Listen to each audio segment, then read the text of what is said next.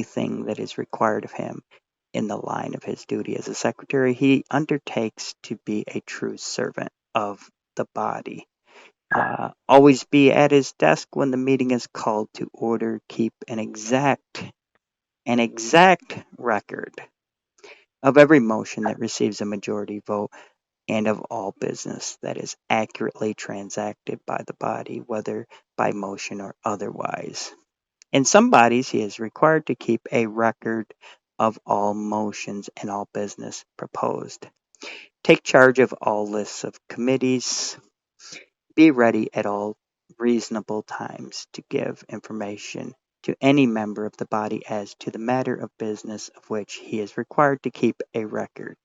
Take charge of all papers turned over to him by the president or by the body, and be ready to produce such papers at any time when they may be properly called for. No one has any right to withdraw papers from his keeping, except in accordance with the rules of the body or upon the consent of the secretary.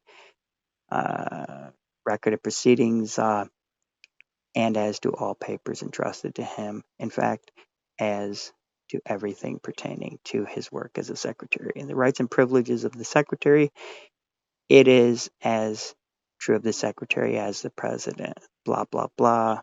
None of his rights as a member by reason of his holding office in the service of the body are forfeited. He has the right to vote on all questions.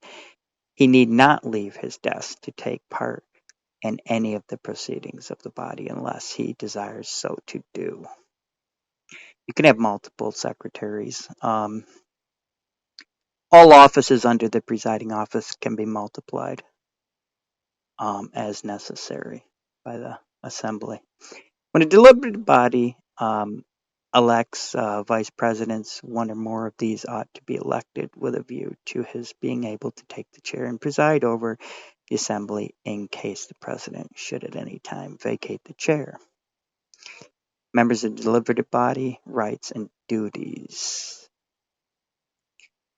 Rights and obligations. It is important each member should understand his rights as a member of the body.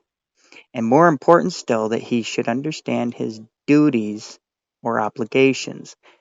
It is important each member should understand his rights as a member of the body. That's an important idea, you see, because most people don't understand their rights